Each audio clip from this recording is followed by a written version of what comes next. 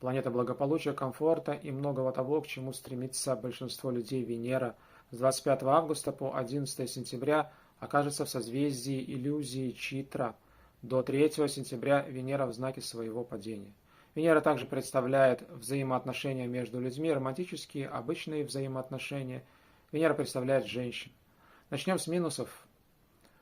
Вероятность и большая вероятность впасть в иллюзию. Слишком большое значение люди придают внешней оболочке. Одежде человека, его манерам, его финансовому благополучию, либо отсутствию такового, а не внутренней сути. Дабы не впасть в подобную иллюзию, сместите фокус с внешнего на внутреннее и не делайте поспешные выводы после первого свидания.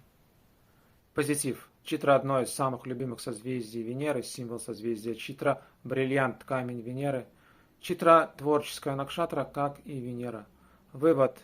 Громадный потенциал у творческих людей, громадный потенциал в творческих проектах.